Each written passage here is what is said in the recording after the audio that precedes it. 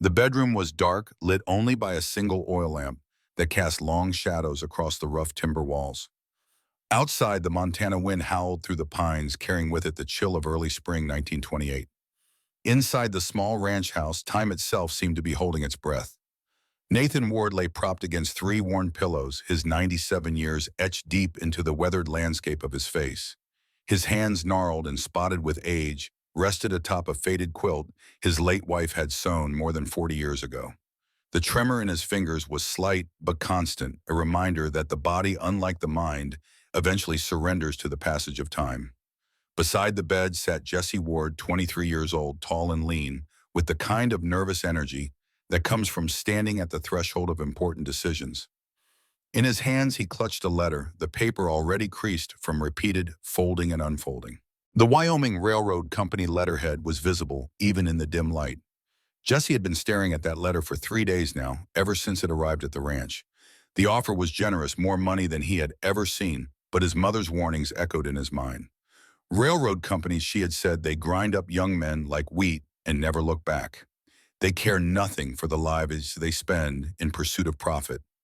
Nathan watched his grandson's troubled face with eyes that had seen too much to be easily fooled.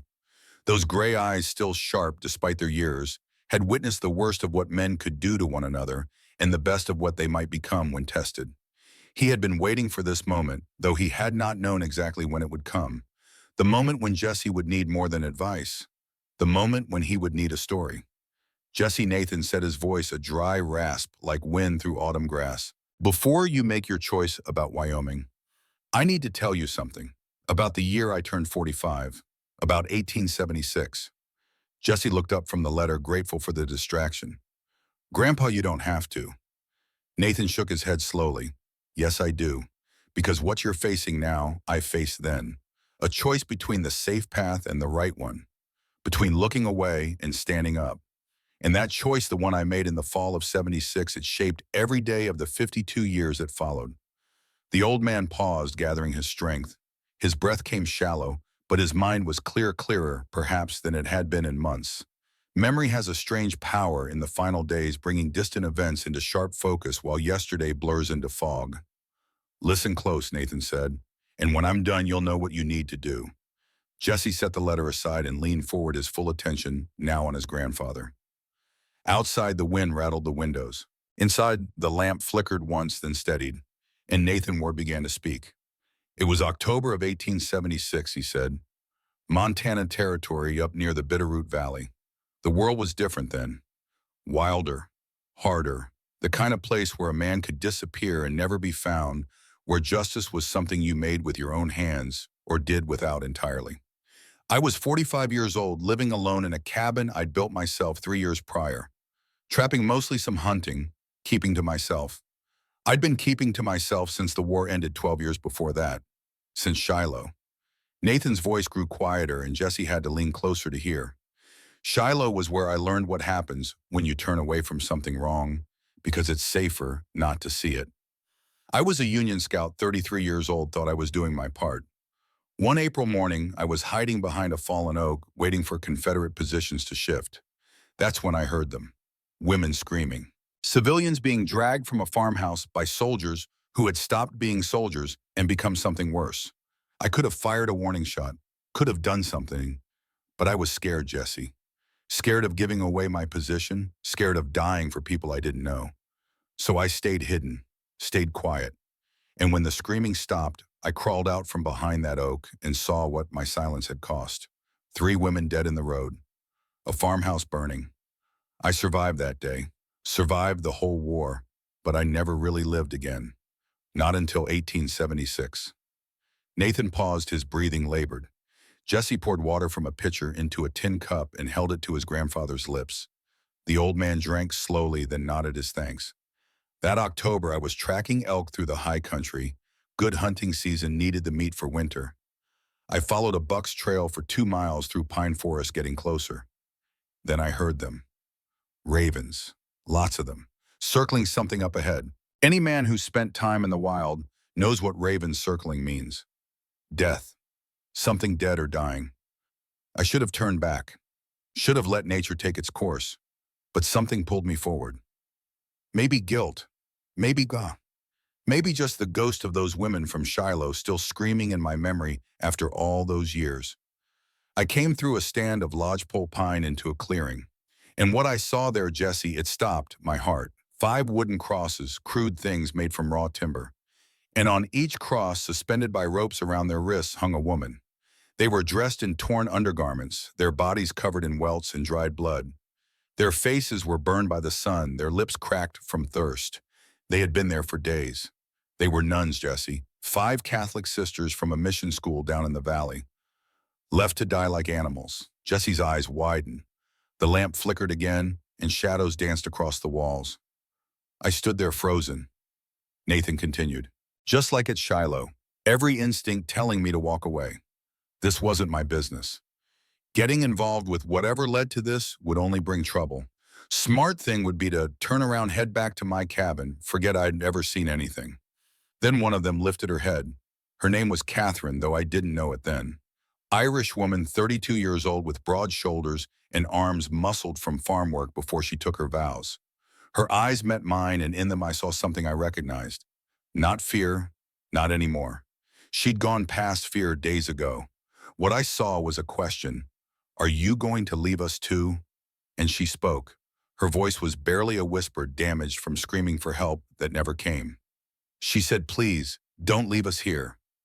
Those words hit me like bullets, because I'd heard words like them before 12 years ago from women I'd abandoned to their fate. The wound I'd been carrying since Shiloh tore open, fresh and bleeding. I walked forward, set my rifle down, drew my knife. Not this time, I said. Not this time. Nathan's hands trembled as he spoke, and Jesse realized his grandfather was crying. Silent tears tracked down the deep furrows of his weathered cheeks. The knife in my hand shook so bad I thought I might cut one of them by accident, Nathan said. But I steadied myself, started with the first woman, Catherine. Cut the ropes binding her wrist to the crossbeam. She fell into my arms, heavy and solid, the smell of suffering thick around her. As I laid her down, I saw her back. Scars on top of scars, old burn marks. This wasn't punishment. This was torture that had gone on for a long time. And suddenly I was back in Tennessee. Seeing another woman, another victim of men who had decided power gave them the right to do whatever they wanted.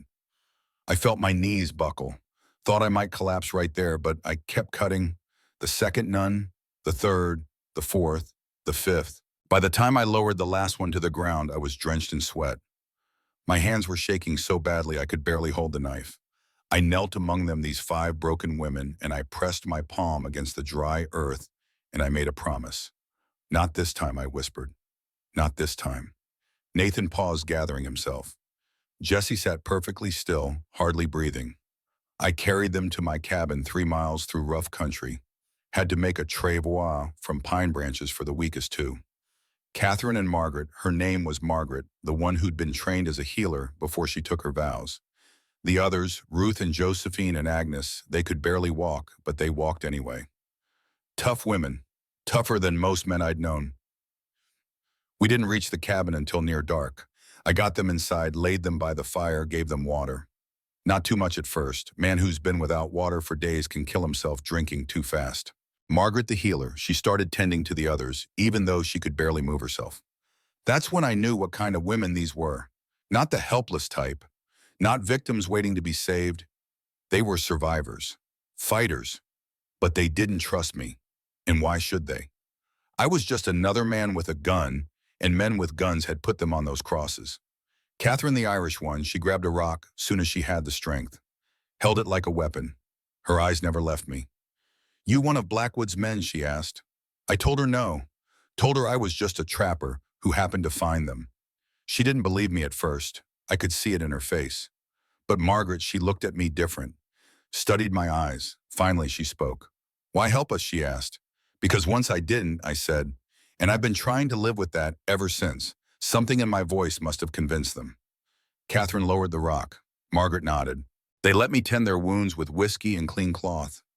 They let me feed them the elk stew I'd made the day before. They let themselves trust just a little. That night after they'd eaten and rested, they told me what had happened. How they'd run a mission school called St. Catherine's down in the valley. How they'd taught orphans and Indian children, treating them all the same regardless of color. How the railroad surveyors had come through measuring land that belonged to the Salish people, sacred burial grounds. How the sisters had witnessed the railroad men bribing officials, forging deeds, stealing land that wasn't theirs to take. The sisters had threatened to report them to the federal marshal.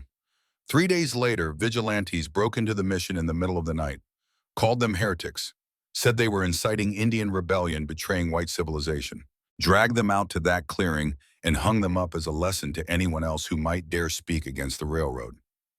The man behind it all was named Cornelius Blackwood. Railroad baron owned half of Montana territory. Sheriff worked for him. Judges worked for him.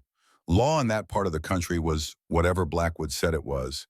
As Catherine talked, I saw something in her eyes, not just anger, determination. These women had been tortured, left for dead, and they weren't broken. They were already planning what came next. "We can't stay here," Josephine said. She was the educated one, spoke 4 languages. "Whoever did this will come back to make sure we're dead." I agreed, told them I knew 4 men. Hard men like me. Men who'd made mistakes and carried guilt. If Blackwood wanted a war, we'd need an army.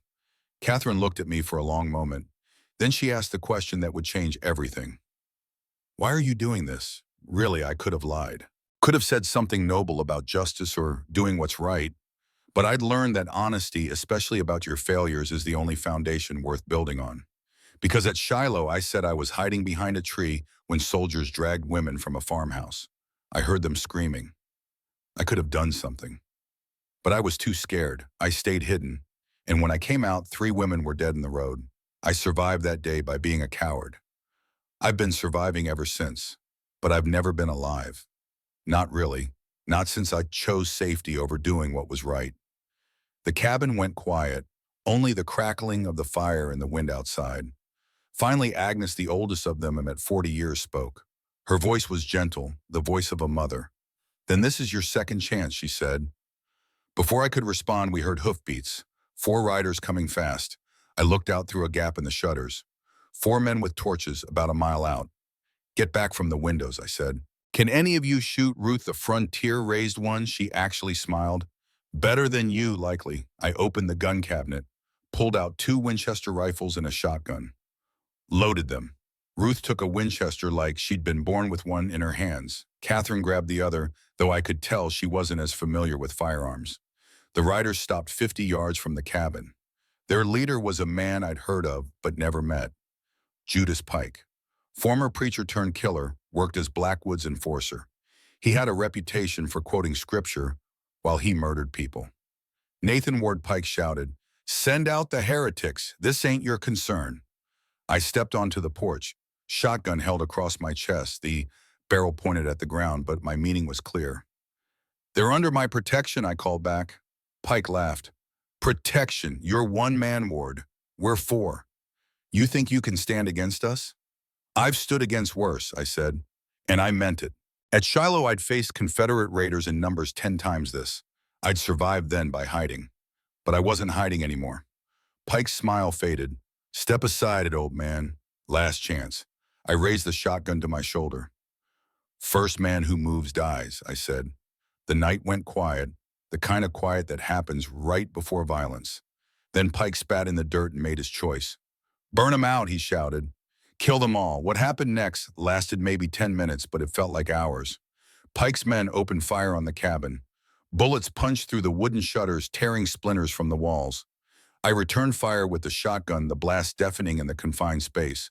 One of the vigilantes went down screaming, hit by the spreading shot. Ruth fired through a window on the east side, her aim true. Another man fell from his horse, clutching his shoulder. Catherine fired from the west side, her shots wild, but enough to keep the attackers scattered. One of them threw a torch onto the roof. The dry wood caught quickly. Inside, Margaret and Josephine climbed into the loft, beating at the flames with blankets, while Agnes loaded weapons with shaking hands. A vigilante broke through the back door. He was a big man, heavy with muscle and rage. Catherine met him with the rifle stock, swinging it like a club. He blocked the blow and backhanded her across the face. She went down hard. Ruth appeared from the side, a chunk of firewood in her hands. She brought it down on the man's head with a crack that echoed through the cabin. He dropped like a felled tree. The fight raged on.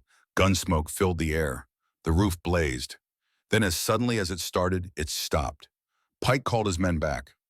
"Retreat," he shouted. "We'll come back with more men. Blackwood will pay double for their heads." The sound of hoofbeats faded into the distance. We waited in silence, weapons ready until we were sure they were truly gone. The cabin was half destroyed. Roof burned through in places. Walls riddled with bullet holes, ammunition nearly gone. I'd taken a grazing wound across my shoulder that burned like fire. But we were alive. Margaret cleaned and bandaged my wound with practiced efficiency. Her hands were steady despite everything. "They'll be back," Catherine said. "With more men." I nodded. "Which is why we can't stay here. I know 4 men who might help us. Each one has his own reasons for standing against men like Blackwood. I'll gather them, but we need to move the sisters somewhere safe first." "Where?" Josephine asked. "There's an old mining cave about 5 miles north," I said. "Abandoned 10 years ago. Hidden. I'll take some of you there. The others will come with me to recruit the men we need." Catherine looked at me with those fierce Irish eyes. "You're risking everything for women you don't even know." I shook my head. "I'm risking everything for women I failed to save 12 years ago. This is the debt I owe." The next morning before dawn, we split into 2 groups. Catherine, Ruth, and Josephine went to the mining cave with most of the remaining ammunition.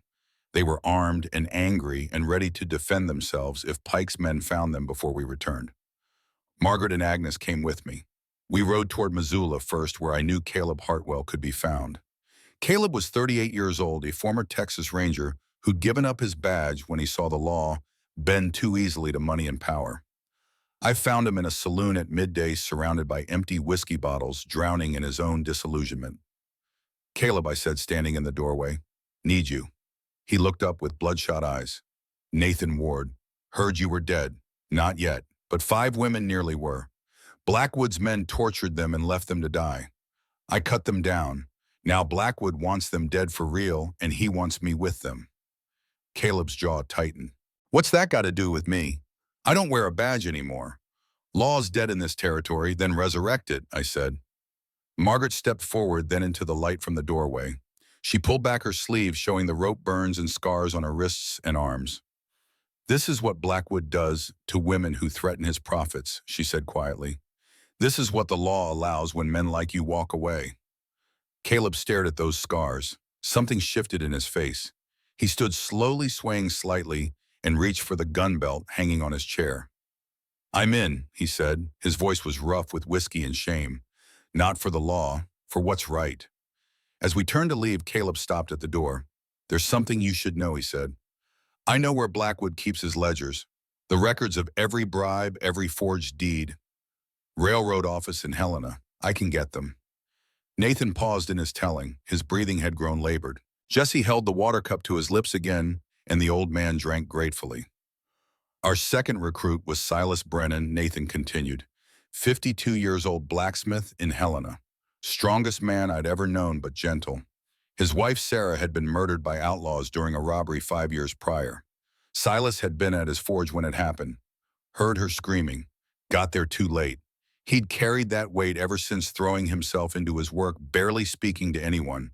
I found him at his forge, hammering steel with methodical fury. Each strike of the hammer was precise, controlled the only way he knew to keep the rage contained. "Silas," I said. He didn't look up. Kept hammering.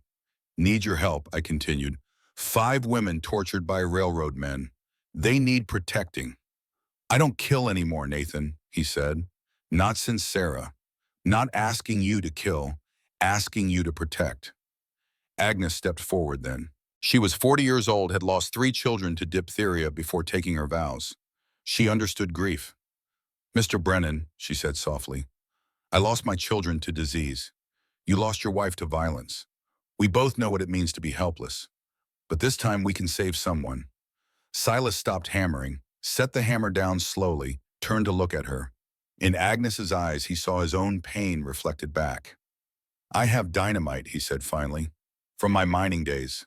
Still good." "Bring it," I said. Our third recruit was the hardest. Wade Thorne was 41 years old and lived alone in a trapper's shack deep in the woods. He deserted his unit during the Civil War, ran during a charge, and watched his fellow soldiers die. He'd been running from that shame ever since, hiding from the world and from himself. Finding him took half a day. When I finally did, he nearly shot me before recognizing who I was. "Wade," I said carefully, "need you for something important." He laughed, a bitter sound. "Me, I'm a coward, Nathan. You know it. Whole world knows it.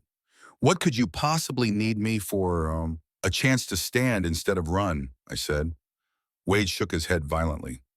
"No, no, I can't. I'll get people killed. That's what I do. I run and people die." Margaret approached him slowly, like approaching a frightened animal. "Mr. Thorne," she said, "I was tortured for days, hung up to die.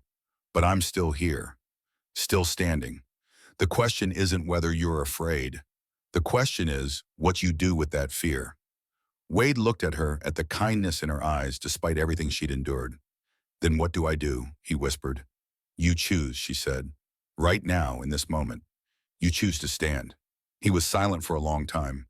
Then, so quietly I almost didn't hear it, "I know hidden trails through railroad territory. Paths their men don't know about." "Then you're valuable," I said. "Come with us." He came, shaking, terrified, but he came. Our final recruit was the most dangerous. Elias Morgan was 36 years old, scarred, hard-eyed, and carrying more guilt than any of us. He'd worked as Blackwood's enforcer until the previous year. He'd been the one who scouted St. Catherine's mission, who'd reported back to Pike about the sisters' activities. He'd been ordered to kill them himself, but he hadn't done it. I found him in an abandoned shack outside Helena, living in self-imposed exile. He had a rifle across his lap when I walked in, and he didn't seem surprised to see me. "Knew you'd come eventually, Nathan," he said. "Blackwood hung 5 nuns," I said. "I cut them down. Now he's hunting us." Elias's jaw tightened. "I know. I'm the one who scouted that mission for him. Pike ordered me to kill them." I refused. "Why?" I asked. He was quiet for a moment. Then I looked through the window one night, saw Sister Catherine kneeling in prayer. She was praying for me, for the man who was about to kill her. Said, "Lord, forgive the man outside. He doesn't know what he's doing." And something in me broke. I couldn't do it. I walked away. Blackwood cast me out. Pike swore to kill me. "So you owe them," I said.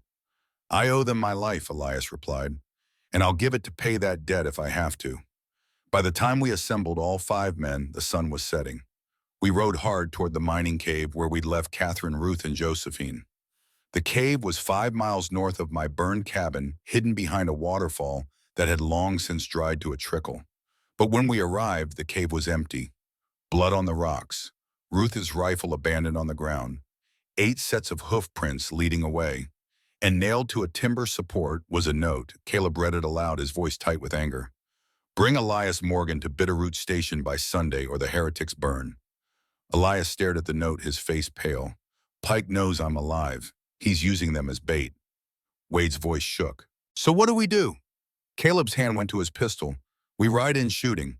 Silas shook his head. "Suicide. Pike will have 20 men. Wade looked like he might be sick.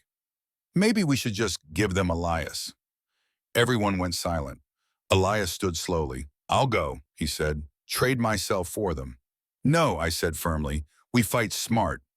Margaret pulled out the note Caleb had taken from Blackwood's office, the one listing bribes and forged deeds. Before they captured the sisters, Josephine had made copies of these documents. She hid them at the mission ruins.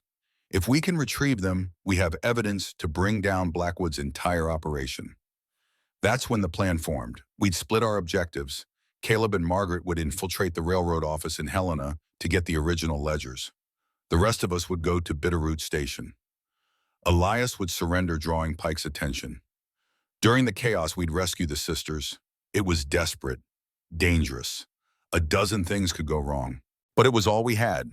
The night before we left, we made camp in a protected hollow. Each man dealt with the coming violence in his own way. Caleb cleaned his coal peacemaker with methodical precision. Silas checked his dynamite, calculating fuse lengths and blast radii. Wade sat apart from the others, practicing his draw over and over, his hands shaking each time. I found myself sitting with Margaret and Agnes by the fire. The flames cast warm light on their faces, making them look almost peaceful despite everything. Mr. Ward, Margaret said quietly. Why did you really help us? The truth. I'd already told them about Shiloh, but she was asking something deeper. I thought about it for a long moment. Because I've been dead for 12 years, I finally said. Breathing but not living, going through the motions. And when I saw you on those crosses, I realized that if I walked away again, there'd be nothing left of Nathan Ward worth saving. You didn't give me a chance to save you. You gave me a chance to save myself. Agnes reached out and touched my hand. Her fingers were warm. We all need saving, Mr. Ward. The question is whether we're brave enough to accept it when it comes. That night, I barely slept. I kept thinking about what was coming, about Pike and his men, about Blackwood's power, about all the ways our plan could fail, about Wade's shaking hands and Elias's death wish, and my own decades-old guilt.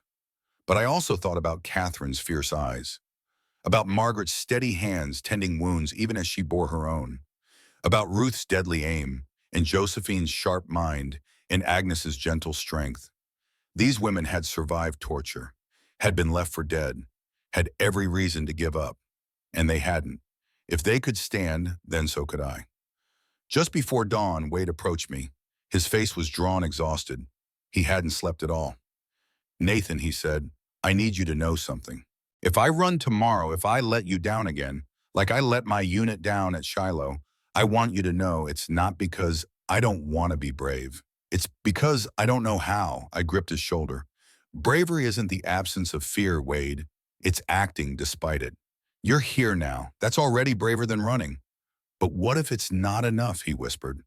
Then it's not enough, I said. But at least you'll know you tried. That's more than most men can say.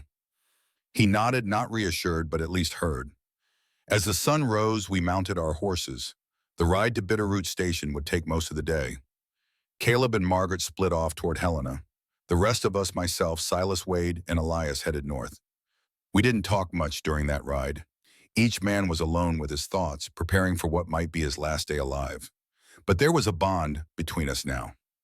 Forged not in friendship, but in purpose. We were 5 broken men trying to save 5 extraordinary women. And in saving them, maybe save ourselves. As we crested a hill overlooking Bitterroot Station just before sunset, we could see the layout. Railroad depot, warehouse, saloon, sheriff's office, and in the center of town, a livestock pen. That's where they were keeping the sisters. In a pen meant for cattle, public humiliation, a warning to anyone else who might defy Blackwood. Through the scope of my rifle, I could see Catherine standing at the fence, her hands gripping the rough wood. Even from a distance, even after days of captivity, her spine was straight. She wasn't broken. None of them were. Elias checked his weapons one last time, then set them aside. He'd be going in unarmed as promised. A willing sacrifice. Silas positioned his dynamite with the care of a craftsman, calculating angles and blast patterns. Wade checked and rechecked his rifle, his hands still shaking, but perhaps slightly steadier than before. And I looked down at that town, at the 20 armed men Pike had gathered, at the impossible odds we faced. And I smiled, because for the first time since 1864, since that day, I hid behind an oak tree and listened to women die. I was exactly where I needed to be, doing exactly what I should have done all those years ago, standing up. Nathan's voice faded. The story paused, hanging in the air of the darkened bedroom like gun smoke. He looked at Jesse with those ancient, knowing eyes. That's where we were, grandson, he said softly. 5 men about to walk into hell. Not because we were heroes, but because we'd all run before and running had hollowed us out, left us less than men. We'd rather die standing than spend one more day on our knees. Jesse sat motionless, barely breathing. What happened next, he whispered. Nathan smiled, a thin ghost of the grin he'd worn as a younger man. That, he said, is where the real story begins. But first he continued, his hand reaching out to grip Jesse's wrist with surprising strength. You need to understand something. The choice I made that day, cutting those women down, it cost me everything I thought I wanted. Peace, safety, the quiet life. But it gave me everything I actually needed. Purpose, redemption, a reason to wake up that wasn't just survival. You're holding a letter that promises money and opportunity, but I'm asking you to think about what it might cost. Not in dollars, in pieces of your soul. Because if you take that job and you see men being hurt, being exploited, and you stay quiet because speaking up might cost you that salary you'll survive. You'll cash those checks and build that bank account. But you won't be able to look at yourself the same way. Jesse looked down at the letter in his hands, then back at his grandfather. What would you do? He asked. Nathan shook his head. Can't tell you that. Every man has to make his own choice. But I can tell you this. Whatever you choose it knowing you'll have to live with it for the rest of your life. And life, if you're lucky, is a lot longer than you think it'll be when you're 23. The lamp flickered again. Outside, the wind had died down. The night was going quiet. Now Nathan said, leaning back against his pillows, let me rest a spell. Then I'll tell you about Bitterroot Station. About what happened when Elias walked into that town. About the choices we made when the bullets started flying. About Wade Thorne and how the most frightened man I ever knew became the bravest. He closed his eyes, his breathing shallow but steady. Jesse sat watching him, the letter forgotten in his lap, his mind full of images of 5 crosses and 5 women and 5 men riding toward impossible odds. And somewhere in his chest, in a place he'd never quite noticed before, Jesse felt something shift. A question forming, not about what was safe or profitable, but about what kind of man he wanted to be, the kind who looked away, or the kind who stood up. Outside the window, the first stars were appearing in the Montana sky, the same stars that had shone down on Nathan Ward in 1876 when he'd made his choice, the same stars that would shine on Jesse Ward when he made his. The lamp burned low, the shadows deepened, and in that small room, past and present, merged together, separated by 52 years, but joined by the eternal question every man must answer. When the moment comes, what will you do? Nathan slept, Jesse waited, and the story, like the night itself, held its breath for what would come with the dawn. 3 hours passed in the darkened bedroom. Nathan slept fitfully, his breath rasping in and out like wind through dry grass. Jesse sat vigil beside him, unable to shake the images his grandfather had conjured. 5 crosses, 5 women left to die, 1 man choosing to stand when every instinct told him to run. When Nathan's eyes finally opened again, they were clearer, more focused, as if the brief rest had given him strength for what came next. Jesse leaned forward. Grandpa, if you're too tired. Nathan shook his head. No, you need to hear the rest. Need to understand what happened when we rode into Bitterroot Station, because that's where boys become men or break entirely. He shifted against his pillows, grimacing slightly. Pour me some more water, would you? My throat's dry as August dust. Jesse helped him drink, then settled back to listen. Where was I? Nathan asked. We were on the hill, Jesse said, looking down at the town, about to go in. Ah, yes. Nathan's eyes grew distant, seeing not the bedroom wall but a Montana town 48 years in the past. That was when Caleb and Margaret came riding up from Helena. They'd succeeded in their mission. Caleb had broken into the railroad office after midnight, used a small charge of powder to blow the safe. Inside, they'd found Blackwood's personal ledger. Every bribe documented, every forged deed, every official on the take. And there on page 17, a name that made our blood run cold. Senator William Harlan, United States Senator, one of the most powerful men in the territory. Blackwood had been paying him $5,000 a month for 3 years to block any federal investigation into railroad land acquisitions. The corruption didn't just run through Montana territory, it went all the way to Washington. Margaret showed us the ledger, her face grim. If we expose this, she said, we're not just fighting Blackwood, we're fighting the entire territorial government. Caleb checked his pistol, his jaw set. Good. Been wanting to fight that fight for years. But it also meant we couldn't rely on local law. Sheriff Cade worked for Blackwood. Judge Morrison was on the take. Even if we rescued the sisters, even if we survived, we'd need federal intervention. A marshal who wasn't corrupted yet. Someone who still believed in actual justice. I knew a man like that. Or I had known him 12 years ago. My brother Thomas. Jesse's eyes widened. You had a brother? Nathan nodded slowly. Thomas Ward, 5 years younger than me. After I deserted my post at Shiloh after the shame came down on our family, Thomas joined up as a lawman, said he was going to restore the Ward name, make up for my cowardice. He became a federal marshal. Good at it, too. Honest. Incorruptible. But we hadn't spoken since 1864. He blamed me for destroying our father's reputation, for bringing dishonor to the family. And he was right to blame me. I'd earned every bit of his contempt. Still, I said to the others, if we survive this, if we get the sisters out alive, we'll need Thomas. He's due in Helena in 5 days for circuit court. He's our only chance at real justice. First, though, Silas said quietly, we have to get them out. We reviewed the plan one more time. Elias would ride into town at mid-morning, hands empty, offering himself in exchange for the sisters. Pike, we knew, would want to make a show of it, parade Elias through the streets, build up to a public hanging. His ego wouldn't allow anything less theatrical. While Pike was focused on Elias, I would move with Wade to free the sisters from the livestock pen. Silas would be positioned near the warehouse, ready to create a diversion if needed. Caleb would secure horses from the livery stable for our escape. It was a simple plan, which meant 1,000 things could go wrong. We came down from the hill in the pre-dawn darkness, moving into positions around the town. I found cover behind a water trough with a clear line of sight to the livestock pen. Wade positioned himself in an alley between two buildings, his rifle resting on a barrel. His hands were still shaking. You good, I whispered. No, Wade said, but I'm here. That would have to be enough. Silas planted his dynamite near the warehouse foundation, running a long fuse back to his position.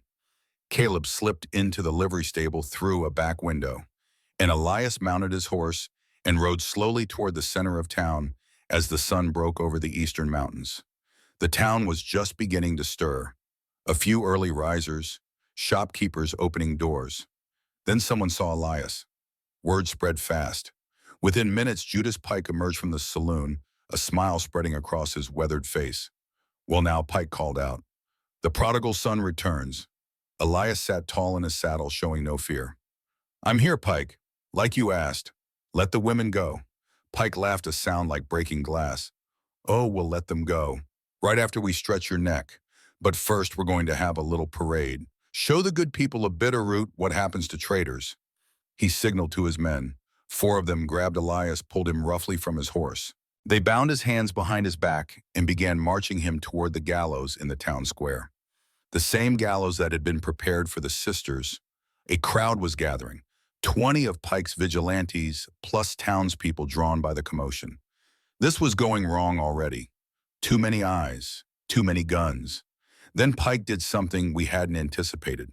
Something that changed everything. He stopped in the middle of the street and turned to face the crowd. We hang the traitor first, he shouted. Then we burn the heretics. My blood turned to ice. We'd counted on having 30 minutes while Pike paraded Elias around town. We had maybe 10 now, maybe less. I looked across at Wade in his alley. Even from 50 yards away, I could see the panic in his eyes. We weren't ready. The plan was falling apart. But Catherine saw it too. From inside the livestock pen, she was watching everything. And that woman, that fierce Irish nun who'd survived days of torture, she made a decision. She started singing. Her voice carried across the morning air, clear and strong despite days without water. An old hymn in Gaelic. I didn't know the words, but I understood the meaning. Defiance. Refusal to break. A declaration that they might kill her body, but they'd never touch her soul. Ruth joined in. Then Josephine. Then the crowd turned to look at them instead of Elias. Turned to see 3 women standing tall in a cattle pen singing in the face of death. Pike's face went red with rage. Shut them up, he screamed at the guards. One of the guards moved toward the pen. That was my moment. I stood from behind the water trough, Sharp's rifle to my shoulder. The guard was 80 yards away. Wind from the east at maybe 5 miles per hour. I let out half a breath and squeezed the trigger. The Sharps roared. The guard went down, shot through the shoulder. Not a killing shot. I'd aimed to wound, to disable. But the sound of that rifle shot cracked across the town like lightning. Everything stopped. Every head turned toward me. Then all hell broke loose. Pike's men went for their guns. I worked the lever on my Sharps, chambering another round, and fired again. Another vigilante down. Across the square, Caleb burst from the livery stable, both Colts drawn, firing as he ran. 2 more men fell. I sprinted toward the livestock pen as bullets kicked up dirt around my feet. Reached the gate. The lock was a simple padlock, but I didn't have time to pick it. I shot it off. The gate swung open. Catherine rushed out first, grabbing a rifle from the wounded guard I'd shot. Ruth was right behind her. Josephine came last, helping support Ruth, who'd been struck across the back by one of the guards earlier. "Get to the alley," I shouted, pointing toward where Wade was positioned. Catherine didn't hesitate. She ran, Ruth and Josephine following. I turned to provide covering fire, and that's when I saw him. Wade had left his position. Instead of staying hidden in the alley providing cover with his rifle, he was running across the open street toward us. His face was pale. His rifle was shaking in his hands. But he was running toward the danger, not away from it. A vigilante stepped into his path, pistol raised. Wade didn't even aim, just pulled the trigger from the hip. By pure luck or divine intervention, the shot took the man in the chest. The vigilante went down. Wade stood there staring at what he'd done. "Frozen, Wade," I screamed. "Move!" A bullet whined past his head. That broke the spell. He dove behind a horse trough, finally taking cover. Across the square, things were getting worse. Silas had lit his fuse, but the warehouse explosion was still 30 seconds away. Elias, hands still bound, had somehow broken free from his captors during the chaos. He was fighting hand-to-hand with two of Pike's men, using his bound wrists like a club. Then I saw Pike himself. He'd pulled a knife and was running straight toward Elias, scripture pouring from his mouth. "Vengeance is mine, saith the Lord," he screamed. Elias saw him coming, couldn't run with his hands tied, couldn't defend himself properly. Pike closed the distance, knife raised. The warehouse exploded. Silas's dynamite detonated with a thunderclap that shook the ground. The entire side of the building blew outward in a shower of wood and fire. The blast wave knocked men off their feet. Horses screamed and bolted. Flames spread instantly to the dry lumber. In the chaos, Caleb reached Elias, cut his bonds. The two of them fought back to back toward the livery stable where the horses waited. I was herding Catherine, Ruth, and Josephine toward the same destination when I realized Wade wasn't with us. I looked back and saw him still crouched behind the horse trough, surrounded by 3 vigilantes closing in. He was trapped, and he'd frozen again. I could run for the horses, save myself and the sisters. Leave Wade to his fate. It would be the smart thing, the practical thing. Instead, I turned back, started running toward him. Catherine grabbed my arm. "Nathan, no. We have to go." I shook her off. "Not leaving him," I said. "Not again." I covered the distance in seconds that felt like hours, brought the sharps up, fired. The nearest vigilante dropped. Levered another round. Fired. Second man went down clutching his leg. The third turned to run. Wade looked up at me, his eyes wide with something between gratitude and shame. "I thought I could do it," he whispered. "I thought I was brave enough." "You came when it mattered," I said, pulling him to his feet. "That's more than I did at your age." We ran for the horses. Behind us, Bitterroot Station was burning. Pike's men were scattered, trying to fight the fire and chase us at the same time. We had maybe a 2-minute head start. We reached the livery stable. Caleb had 6 horses saddled and ready. Catherine, Ruth, Josephine, Margaret, Agnes, myself, Caleb, Silas, Wade, and Elias. 10 of us. 6 horses. Some had to double up. I pulled Agnes up behind me. Caleb took Josephine. Elias took Margaret. We galloped out of town as bullets whined around us, heading for the old mining tunnel that Wade had told us about. The one escape route Pike's men wouldn't know. Behind us, 12 riders gave chase, maybe more. Hard to count through the dust and smoke. We rode hard for 20 minutes following Wade's directions through terrain that got progressively rougher. Finally, we reached it. The entrance to an abandoned iron mine nearly hidden by overgrown brush. Inside, I shouted. We dismounted and pushed into the tunnel. It was dark, cold, the smell of standing water and old ore. Silas lit a torch from his pack and we could see the tunnel stretch back into darkness, water pooling on the uneven floor. "This goes through the mountain," Caleb asked Wade. Wade nodded. 2 miles. "Comes out near Helena, but it's flooded in places. We'll have to wade, maybe swim." The sound of hoofbeats was getting closer outside. Silas pulled out his last 2 sticks of dynamite. "I can collapse the entrance," he said. "Seal them out. But we'll be committed then. Only way out is forward." "Do it," I said. Silas placed the charges at the key support timbers, lit the fuse. We had 30 seconds. We moved deeper into the tunnel, splashing through ankle-deep water as the fuse burned down behind us. The explosion was muffled by the rock, but we felt it through our feet. A rumble, then a crash as tons of stone collapsed, sealing the entrance.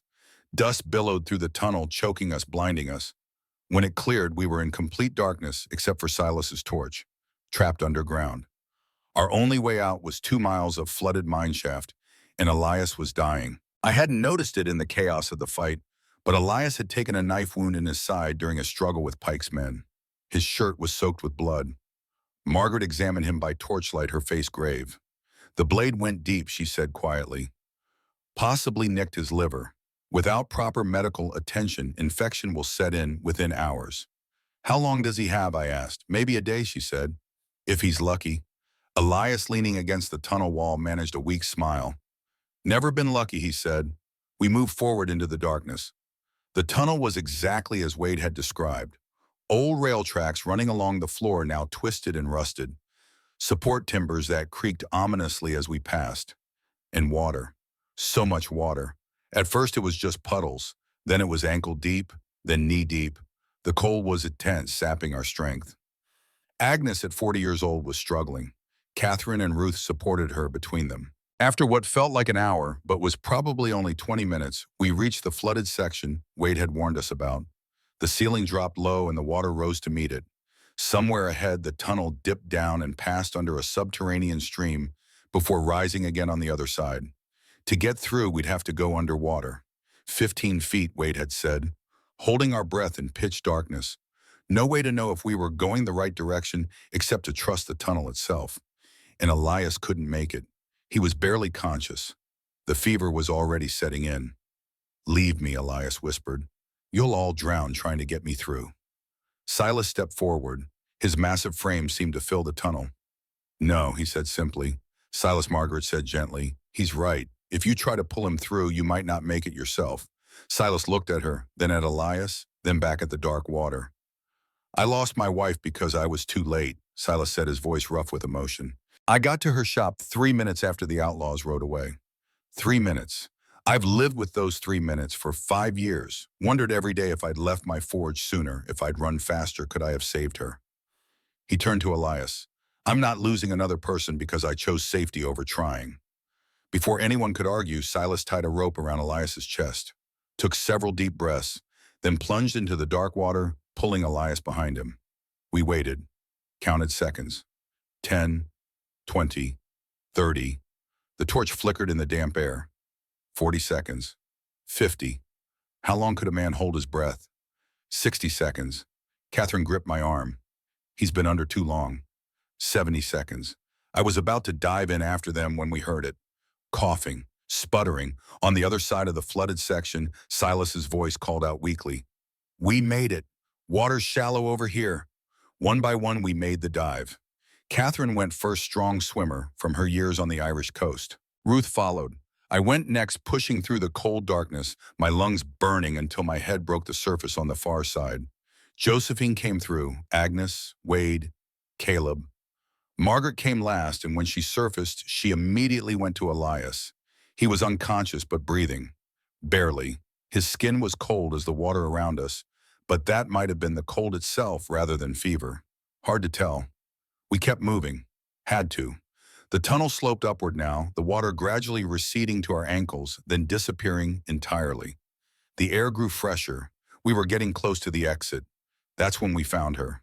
Sister Mary, the sixth nun, the one who'd escaped the initial crucifixion. Her skeleton lay against the tunnel wall, still dressed in the tattered remains of her habit. She'd made it this far, crawled through 2 miles of darkness with her wounds, made it almost to freedom, and died here, alone in the dark, waiting for rescue that never came. Agnes knelt beside the bones, tears streaming down her face. She tried, Agnes whispered. She tried so hard. Josephine found marks scratched into the wall beside Sister Mary's remains, words carved with a rock or piece of metal. We held the torch close to read them. Tell them I forgive. Tell them God loves even those who crucified his son. We stood in silence. This woman had been tortured, left for dead, had crawled through hell itself, and her last thoughts were of forgiveness. We can't leave her here, Catherine said firmly. We don't have time, Caleb argued. Elias is dying. We need to get to Helena. Then we make time, Ruth said.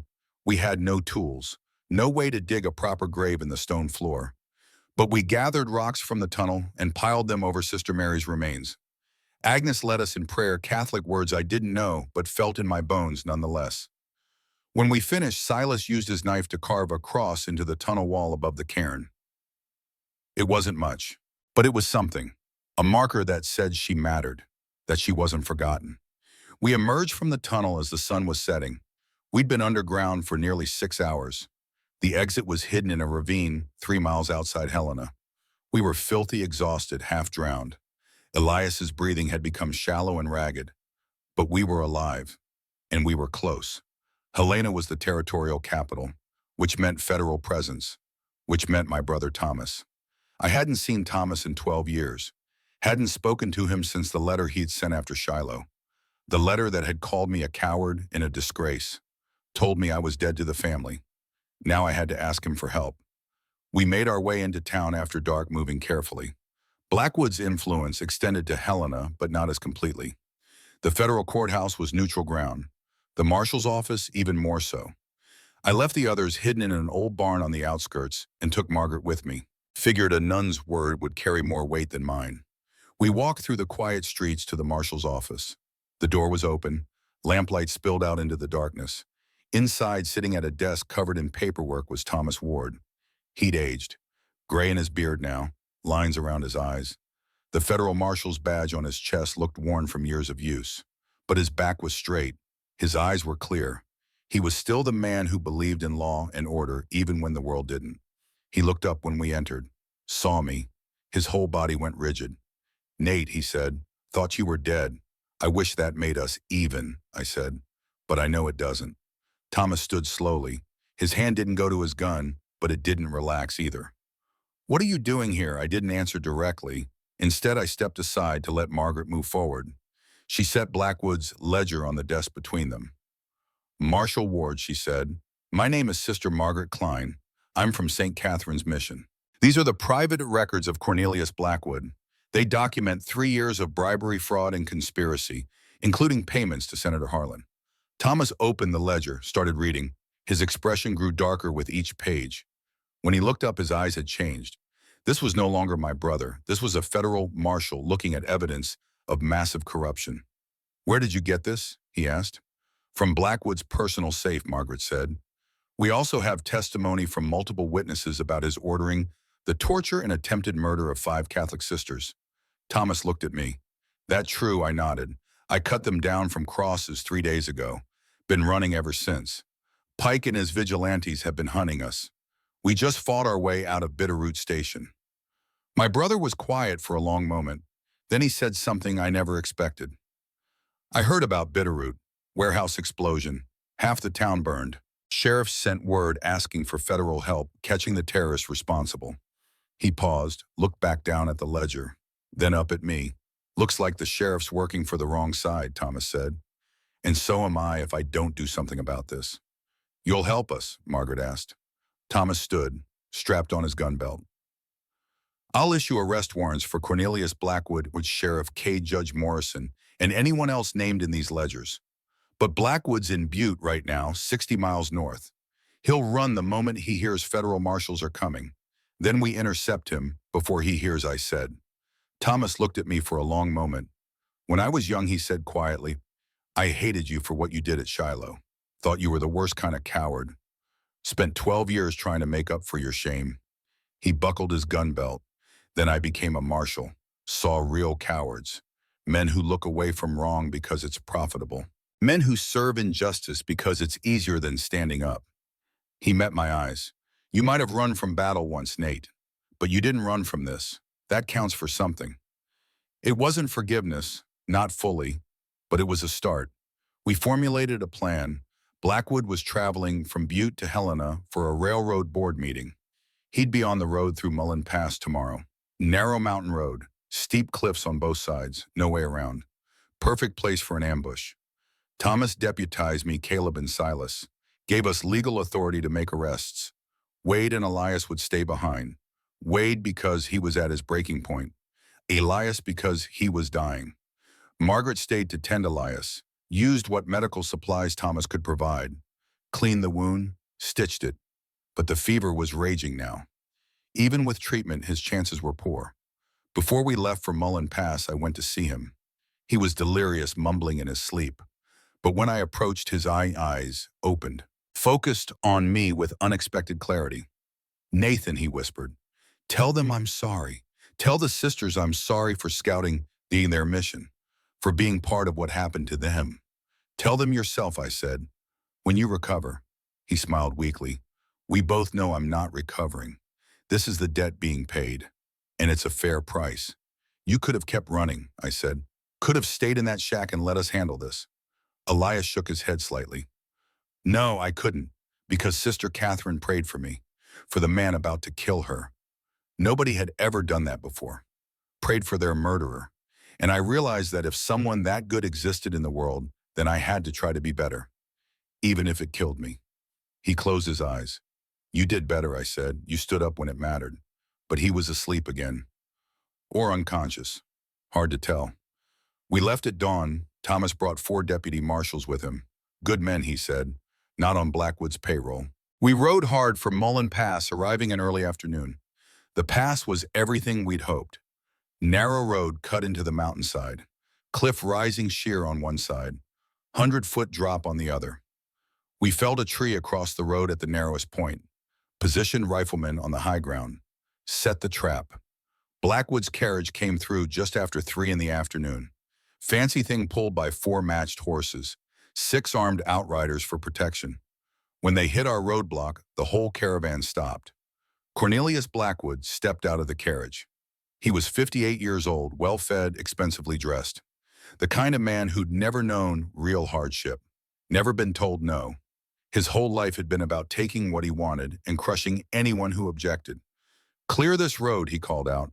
"I don't have time for bandits." Thomas stepped into view, marshal's badge catching the sunlight. "Cornelius Blackwood," he announced. "You're under arrest for bribery, fraud, conspiracy, and conspiracy to commit murder." Blackwood laughed. Actually laughed. "On whose authority, federal court?" Thomas said. "Step out of the carriage slowly." Blackwood's smile faded. "I own this territory," he said. "I own the judges, the sheriffs, half the territorial legislature. You have no jurisdiction here. Federal warrant supersedes territorial law," Thomas replied. "Last chance to surrender peacefully." Blackwood made a decision then. The wrong one. He signaled his guards. "Kill them," he said. The guards went for their weapons. We were faster. Caleb and I fired from the high ground. 2 guards dropped before they could clear leather. Silas charged from his position behind a boulder, using his massive frame like a battering ram to knock another guard from his horse. Thomas and his deputies surrounded the carriage, weapons drawn. 2 guards surrendered immediately. The last one tried to run. Made it maybe 10 yards before Caleb's second shot took him in the leg. Not lethal. We weren't here to kill if we didn't have to. But Blackwood himself made a run for it, abandoned his carriage and sprinted into the pine forest on foot. I went after him. He was soft, out of shape. I caught up to him within 100 yards. He spun around, pulled a derringer from his vest pocket, fired wildly. The small caliber bullet grazed my ear close enough to feel the heat. I tackled him.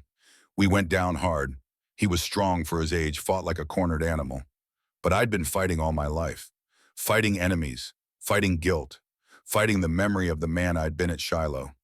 I got him pinned, pulled my pistol, put the barrel against his temple. "Do it," he gasped. "You're a murderer anyway." My finger was on the trigger. Every fiber of my being wanted to pull it. This man had ordered the torture of 5 women, had corrupted an entire territory, had bought and sold justice like it was wheat. Then I thought about Wade, how the scared boy had found courage when it mattered, about Silas pulling Elias through dark water, about Margaret's steady hands healing wounds, about Catherine's voice singing defiance in the face of death, about being better than the worst thing you've ever done. I lowered the pistol, dragged Blackwood to his feet. "You're going to trial," I said. Thomas and the others were waiting when I emerged from the trees, Blackwood's hands bound behind him. My brother looked at me, looked at the pistol still holstered at my hip. "Could have killed him," Thomas observed. "Could have," I agreed. "Didn't." Thomas nodded slowly. "No," he said. "You didn't. And in that moment, something shifted between us. Not forgiveness yet, but understanding. Recognition that maybe the boy who'd run from Shiloh had grown into a man who could face his demons. We brought Blackwood back to Helena in chains. The trial was set for 1 week later. Federal courthouse. Judge from Denver outside Blackwood's sphere of influence. That week passed in a blur.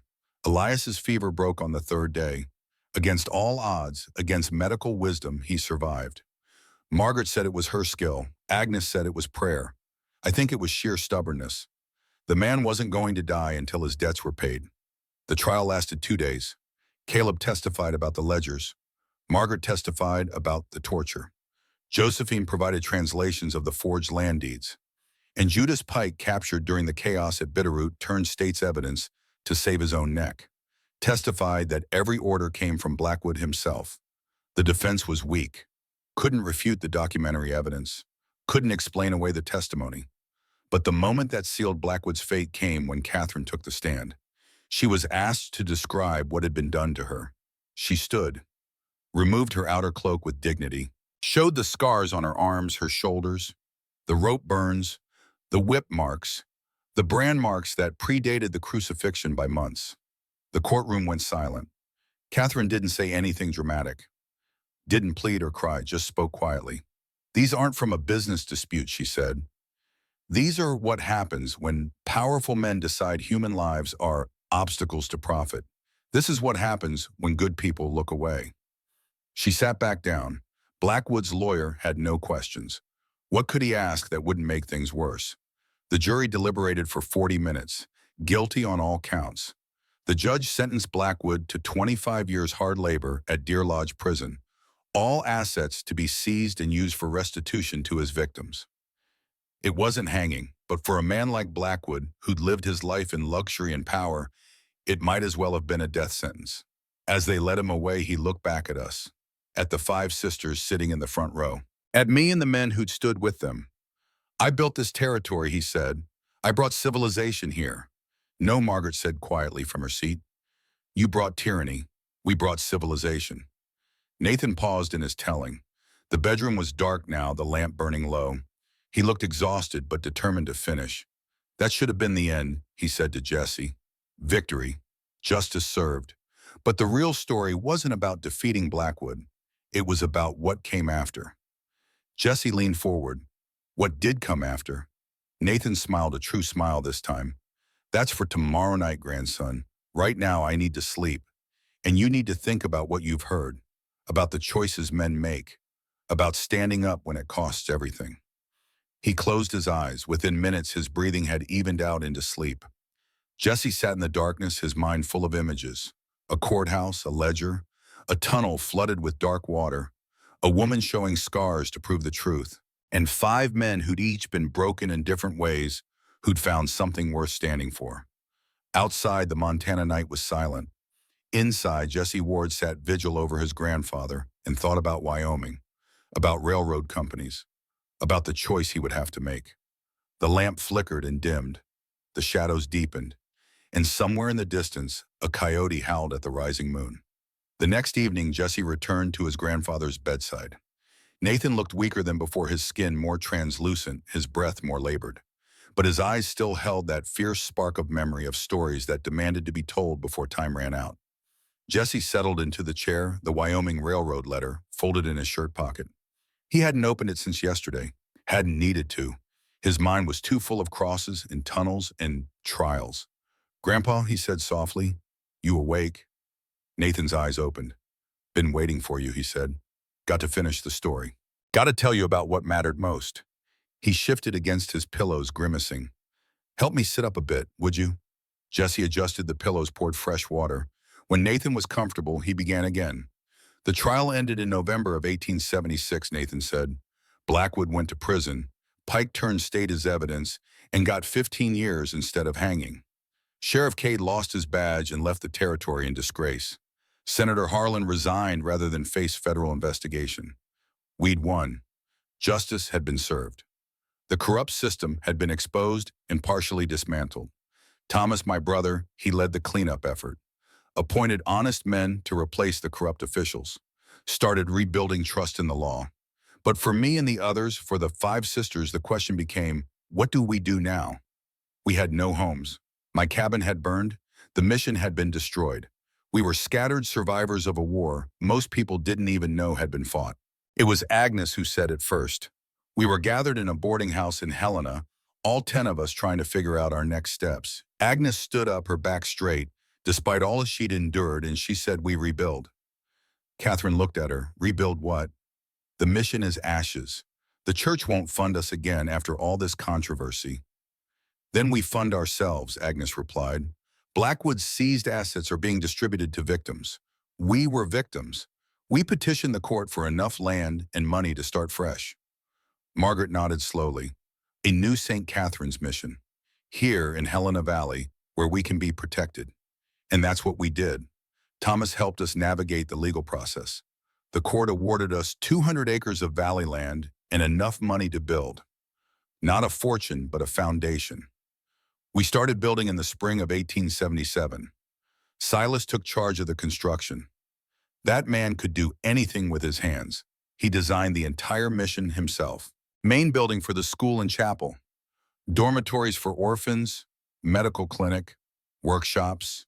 He built it all, timber by timber, nail by nail. I helped. Caleb helped when his marshal duties allowed. Wade helped, though his hands still shook sometimes when the memories came back. Elias recovered from his wound, but carrying a limp, he'd have the rest of his life worked the gardens, planted corn and beans and squash using techniques his grandmother had taught him as a boy. The sisters, they worked harder than any of us. Catherine managed the farm, raised chickens, and pigs tended crops with the strength she'd built on Irish soil. Margaret set up the medical clinic, started treating anyone who needed help, regardless of ability to pay. Josephine organized the school, created a curriculum that would accept any child, white or Indian or Mexican, made no difference. Ruth, that frontier woman who could outshoot most men, she did something controversial. She started teaching the older children how to handle firearms safely. Got criticism for it from the church hierarchy, but she didn't care. Said the world was dangerous and knowledge was better than ignorance. And Agnes, she became the heart of it all. Mother Superior in title, but mother in truth to every orphan who came through those doors. She had a way of seeing the hurt in people and knowing just what they needed to heal. By summer, we had our first residents. 3 orphans from a wagon train that had been hit by disease. 2 Indian children whose parents had died in a cavalry raid. A baby girl left on the doorstep with a note that said, only please. We took them all in. Nathan paused, his expression softening with memory. I stayed, he continued. Didn't plan to. Thought once the mission was built, I'd go back to trapping, back to solitude. But Margaret asked me to stay on as head of security. Said the children needed someone to teach them how to survive in the wild, how to track, how to build fires, how to read weather signs. Truth was, she knew I needed them more than they needed me. Needed a purpose beyond just existing. Needed to be part of something that built up instead of tearing down. So I stayed. Built myself a small cabin on the edge of the mission property. Close enough to help if needed. Far enough to still have solitude when the memories got too heavy. Caleb visited when he could. He'd been appointed U.S. Marshal for the territory working under Thomas. Good at it too. Honest law enforcement was rare in those days, and Caleb brought real justice to places that had never known it. But I noticed something whenever he visited. The way he looked at Catherine. The way she looked back. Neither one said anything, both too stubborn and proud. But it was there. A connection forged in blood and fire. One day I found them in the barn, Catherine teaching Caleb to read. He'd never learned properly as a child, could barely write his own name. She was patient with him, going through letters and simple words. He was trying hard, wanting to impress her. When they noticed me watching, they both looked embarrassed. I just smiled and walked away. Some things develop in their own time. Silas and Agnes, they formed a different kind of bond. Both had lost spouses. Both carried that specific grief of having loved and lost. They didn't pursue romance, both too wounded for that. But they found companionship. I'd see them in the evenings sitting on the mission porch. Silas would carve wooden toys for the orphans, his massive hands creating delicate horses and dolls. Agnes would read to him from the Bible or from novels, teaching him slowly to recognize words himself. They were healing each other through simple presence, through shared silence and small kindnesses. Wade struggled the most. The nightmares were bad. He'd wake screaming some nights, reliving the moment he'd killed that man in Bitterroot Station. His first kill. It haunted him, even though it had been necessary, even though it had saved lives. I spent a lot of time with Wade those months, talking when he needed to talk, sitting quiet when words weren't enough, teaching him that carrying the weight of violence doesn't make you evil. It makes you human. Slowly, very slowly, he began to believe he might deserve to live, might deserve peace. Elias, he found his redemption in the gardens. That man who'd been an enforcer for Blackwood, who'd scouted targets and intimidated victims, he became the gentlest soul I ever knew. Spent hours teaching the children about plants, about the cycles of growth and harvest. One day I saw him working with a young Salish boy, maybe 9 years old. The boy's father had been killed in a raid that Elias himself had participated in years before. Elias knew it, carried that guilt every time he looked at the child, but he never told the boy, just taught him how to plant corn, how to read the soil, how to coax life from the earth. I asked him once if the boy deserved to know the truth. Elias was quiet for a long moment. Maybe someday, he said, when he's old enough to understand that people can change, that the man who helped kill his father died in Bitterroot Station, and the man teaching him to plant corn is someone different, someone trying to be better. And me, Nathan said, his voice growing softer. I found something I didn't know I'd been looking for. Margaret and I, we developed a partnership. Not romance, she was still bound by her vows, and I respected that completely. But something deeper than friendship, a connection of purpose and understanding. We'd sit together in the evenings after the children were asleep. She'd tell me about the patients she'd treated that day. I'd tell her about the tracking lessons I'd taught. Sometimes we'd just sit in comfortable silence, watching the sun set over the valley. One night, 6 months after the mission opened, she asked me something. Nathan, she said, do you ever regret it? Cutting us down that day, your life would be simpler if you'd walked away. I thought about it honestly. My life had been turned upside down. I'd been shot at, nearly killed multiple times, forced to confront my brother and my past. I'd gained enemies and scars and responsibilities I never asked for. No, I said. Before I found you, I was breathing but not living, going through motions but not feeling anything. You gave me a reason to be alive again. All of you did. She smiled. You gave us the same thing. We sat there a while longer. Her hand rested on the porch rail next to mine. Our fingers didn't touch, but they were close, close enough to feel the warmth of another human being who understood. That was enough, more than enough. The mission grew. By the end of 1877, we had 20 children in our care, orphans from across Montana Territory. Some came because their parents had died. Some came because their parents couldn't feed them.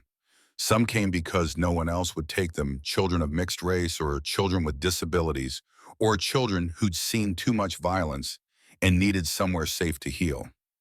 We turned no one away. One child in particular attached herself to me. Emma, she was 7 years old, same age my daughter would have been if she'd lived. Blonde hair, curious eyes, fearless in the way only children can be. She started following me on my morning rounds of the property, asked endless questions about animal tracks and tree identification and weather patterns. I tried to discourage her at first, not sure I could handle being close to a child that age without drowning in grief for the daughter I'd lost. But Emma was persistent, and slowly, painfully, I let her in. One evening, she asked me to read her a bedtime story. The other children were already asleep, but Emma had weighted up a book clutched in her small hands. I can't, I said. I'm not good at that. Please, she asked. I took the book, sat beside her bed, started reading. I stumbled over words, my voice rough and uncertain. But Emma didn't care. She smiled, eyes growing heavy, and within 10 minutes she was asleep. I stayed there for a while, watching her breathe. Peaceful, safe, loved. Margaret stood in the doorway watching me watch Emma. When I finally stood to leave, Margaret touched my arm. You're healing, she said quietly. Maybe I replied. Or maybe she is. Both, Margaret said. You're healing each other. Nathan's voice cracked slightly. Jesse noticed tears on his grandfather's weathered cheeks. That's what the mission became. Nathan continued. A place where broken people healed each other, where the damaged taught the damaged that damage doesn't define you, that you can be hurt and still be whole, that you can fail and still be worthy. We worked hard, built something real, something good. And then one morning in the spring of 1878, I proved that some lessons have to be learned over and over again. I was riding the fence line at dawn checking for breaks. It was routine work, meditative. The kind of task that lets your mind wander while your hands stay busy. I heard something, a sound that didn't belong, labored breathing, movement through brush. I dismounted, followed the sound. And there collapsed at the edge of our property was a young woman. She was maybe 22 years old, salish based on her features and clothing, beaten badly, face swollen, ribs likely broken. She'd been running for a long time. You could see it in her torn feet, in the way her muscles trembled with exhaustion. And I froze, just like at Shiloh, just like before I found the five sisters. Every instinct screaming at me to walk away. This wasn't my problem. Getting involved would bring trouble. The smart thing, the safe thing, was to pretend I'd never seen her. I stood there paralyzed, war raging inside me. The woman looked up, met my eyes, and I saw the same question I'd seen in Catherine's eyes 2 years before. Are you going to leave me too? And suddenly I was back in that clearing with five crosses, remembering the choice I'd made, the choice that had cost me my simple life, but given me a real one. I dismounted, walked forward, knelt beside her. You're safe now, I said. Let me get you inside. I carried her to the mission. Margaret treated her injuries. Agnes gave her a bed and clean clothes and reassurance that no one would hurt her here. Her name was Mary. She'd run from a trapper who'd bought her from her tribe like property, escaped after months of abuse, had been running for 3 days straight. She stayed with us, healed slowly. Eventually started helping in the kitchen, then the gardens, finding her place in our broken family of survivors. And I realized something that morning. The choice I'd made in 1876 wasn't a one-time thing. It was a choice I'd have to make over and over again. Every time I saw suffering, every time I could look away or stand up. Courage isn't something you achieve once and keep forever. It's something you choose every single day. Nathan paused for water. Jesse held the cup steady, his own hands trembling slightly. The years passed. Nathan continued. 1878 became 1879. 1879 became 1880. The mission thrived. Children came and went, some adopted by good families, some staying until they were old enough to make their own way. Catherine and Caleb finally admitted what everyone already knew. Got married in 1881. She didn't leave her vows, lightly spent months in prayer and consultation before the church released her from her obligations. But when she married Caleb, it was with full heart and clear conscience. They built a home on the edge of the mission property. Caleb continued his marshal work, but came home every night to Catherine. I watched them together and saw something rare. Two strong people who made each other stronger instead of competing. Silas and Agnes never married, but they lived out their days in companionship, two wounded souls finding comfort in shared purpose. Silas died in 1895, his heart giving out while he was building a new barn. He died with a hammer in his hand, doing what he loved. Agnes followed him 6 months later. Doctors said it was pneumonia, but I think it was a broken heart. Wade lived longer than any of us expected, made it to 1903, died peacefully in his sleep at 67. The nightmares had finally stopped years before. In his final days, he told me something I never forgot. I spent 40 years running, he said, and 2 years standing. But those 2 years meant more than all the rest combined. Elias lived into old age too. Made it to 1920, died at 84. The gardens he'd planted grew wild and beautiful. Children he'd taught brought their own children to learn. His legacy was growth literally and figuratively. Margaret, Nathan said, his voice tender. She lived the longest of all the sisters. Made it to 1923, died at 75. Ran that medical clinic until the day she died, treating anyone who needed help. In her final weeks, when the cancer had taken too much, she asked me to sit with her. We were both old then, both marked by time and life. But when I looked at her, I still saw the strong woman who'd shown me her scars and taught me about courage. Nathan, she said. Her voice was weak but clear. Do you remember what I asked you, if you regretted saving us? I remember, I said. Do you regret it now? After everything, I took her hand. Her skin was paper-thin bones like bird wings beneath. Never, I said, not for one single day. She smiled. Good, she said, because you didn't save us, Nathan. We saved each other. She died 3 days later. I helped bury her in the mission cemetery next to Agnes and the children who had passed over the years. My hands shook as I placed the first shovel of earth over her coffin. Not from age, though I was 92 then. From grief. But it was clean grief. The grief of having loved and lost, not the grief of having failed to try. Nathan fell silent. The room was very still. Jesse could hear his own heartbeat loud in the quiet. The mission kept going. After Margaret died, Nathan said. New sisters came to run it, younger people with their own stories and scars. It stayed open until 1924 served the Helena Valley for 47 years total. Over 2,000 children passed through those doors. 2,000 lives touched and changed. The building is gone now, torn down in 1925 to make room for a new school. But the land is still there, still called St. Catherine's Field. People picnic there. Children play there. They don't know the stories. Don't know about 5 crosses or dark tunnels or trials. But the ground remembers. The earth holds those memories. Nathan turned his head to look directly at Jesse. His eyes were watery but focused. Now he said, I've told you about 1876, about the choice I made and what it cost and what it gave. I've told you about the life I built after the family I found, the purpose I discovered.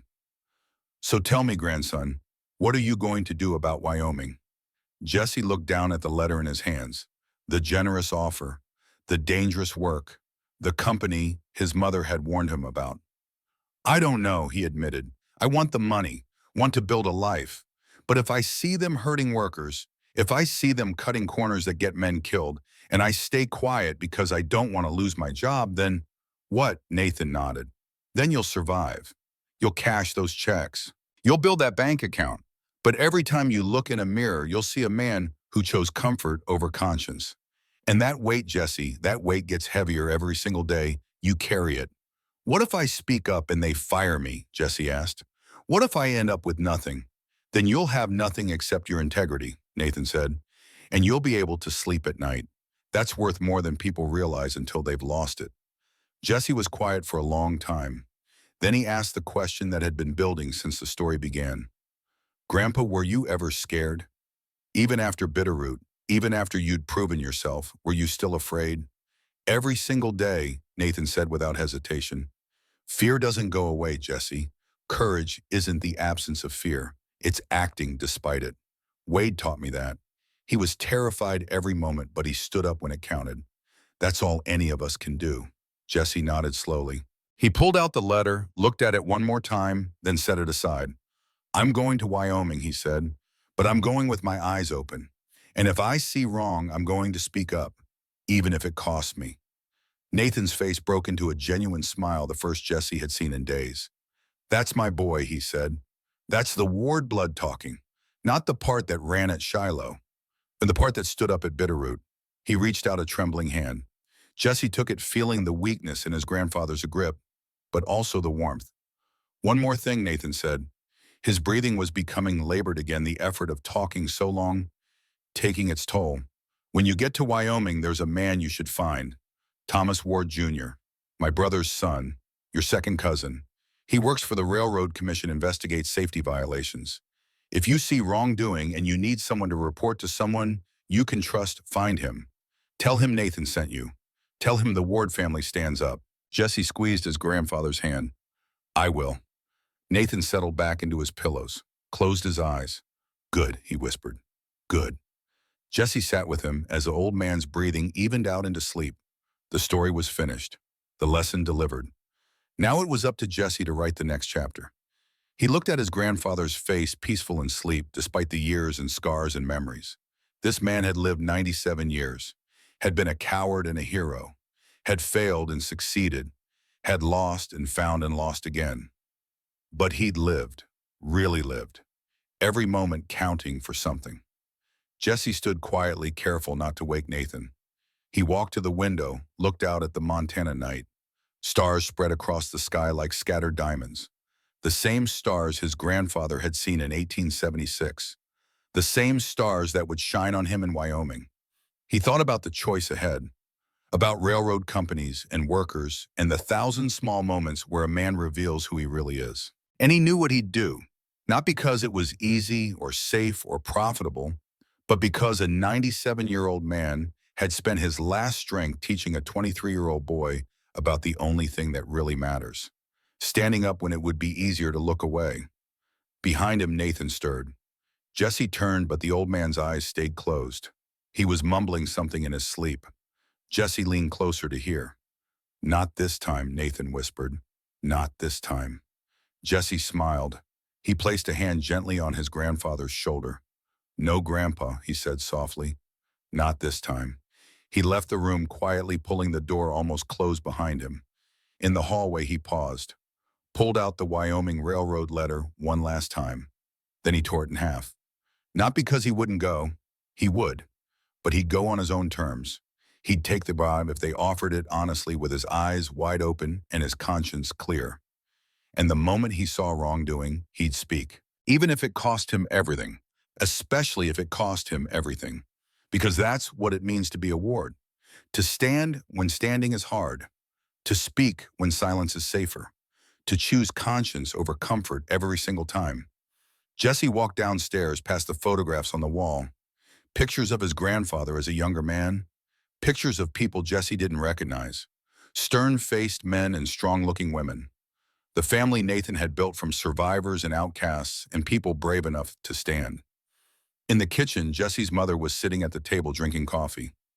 "You're going to Wyoming," she said. It wasn't a question. Jesse nodded. "But not the way they want me to. I'm going to watch, and if I see them hurting people, I'm going to report it." His mother smiled, sad but proud. "Your grandfather told you his story." All of it, Jesse confirmed, about the sisters and Blackwood and everything. His mother stood, walked to a cabinet, pulled out an old tin box. Inside were papers yellowed with age. She handed one to Jesse. It was a newspaper clipping from 1876. The headline read, "Railroad Baron Convicted in Torture Case." Below was a photograph of 5 women standing in front of a courthouse. Even in the grainy print, Jesse could see the strength in their faces. "Keep that," his mother said. "Remember what they stood for." "What your grandfather stood for." Jesse folded the clipping carefully, placed it in his pocket next to the torn letter. He said. Upstairs in the darkened bedroom, Nathan Ward slept his final sleep. He would pass peacefully 3 hours later, in the quiet hours before dawn. His last words, whispered to a nurse who came to check on him, were simple. "Tell Jesse," Nathan breathed. "Tell him I'm proud." And then he was gone. 97 years of living, distilled down to one final message. Pride. Not in money or status or comfort, but in a grandson choosing the hard right over the easy wrong. The funeral was small. Jesse, his mother, a few neighbors, and Thomas Ward Jr., the second cousin who came down from Butte when he heard the news.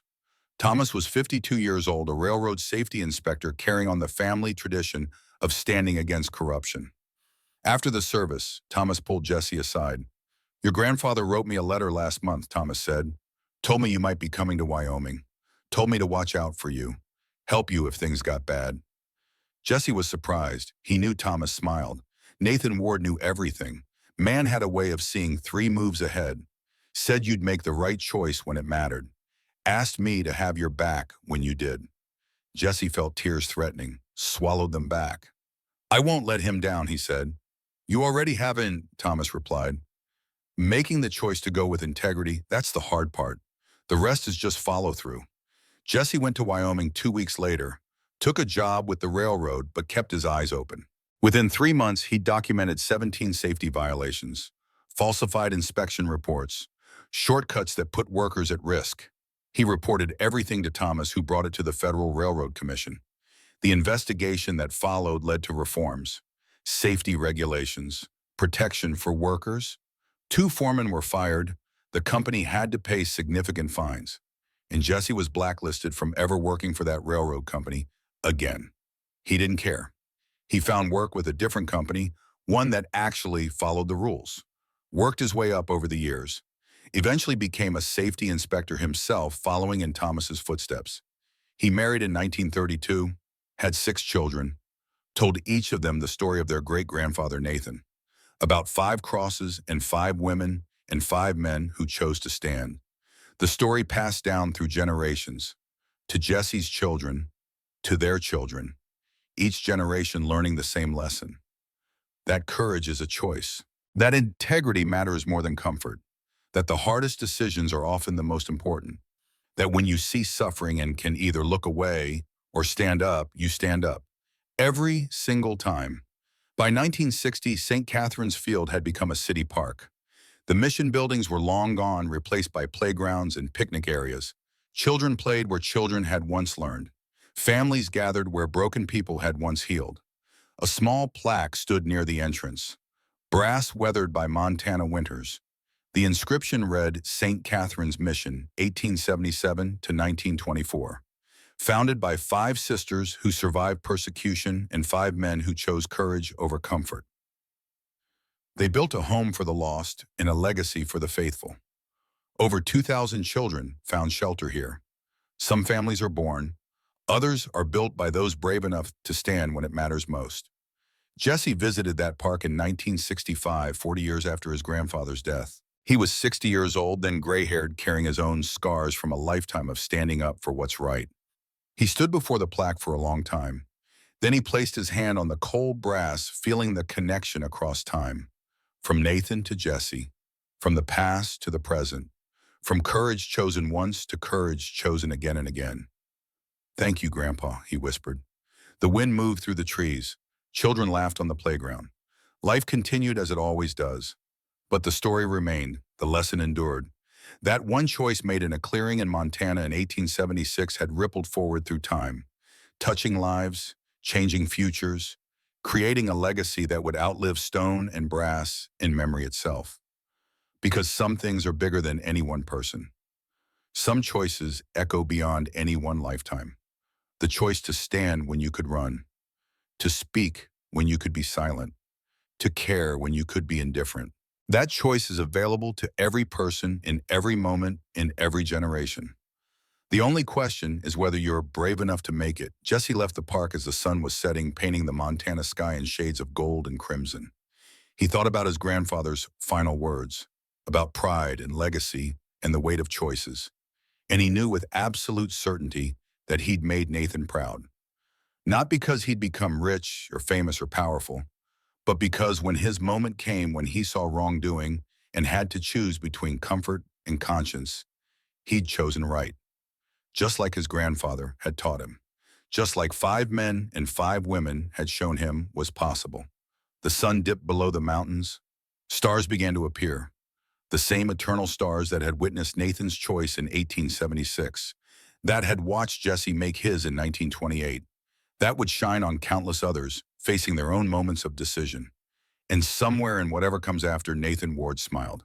His story had been told. His lesson had been learned.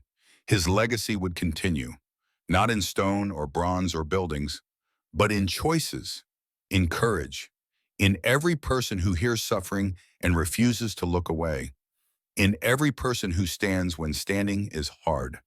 That's how legacies are really built, not by monuments or money, but by teaching others to be better than we were, to stand taller, to care deeper, to choose courage over comfort again and again and again. The Ward family knew this, carried it forward through the generations, and so the story ends where it began, with a choice, with a moment that defines who we are, not by what we say or wish or intend, but by what we do when it would be easier to do nothing, by whether we stand or run, speak or stay silent, care or turn away. The choice is always ours. The moment is always now. The question is always the same. When you see suffering, will you look away? Or will you say, as Nathan Ward said in a clearing in Montana in 1876, as he would say again, at the edge of a field in 1878, as he taught his grandson to say forever, not this time, not this time, not ever again.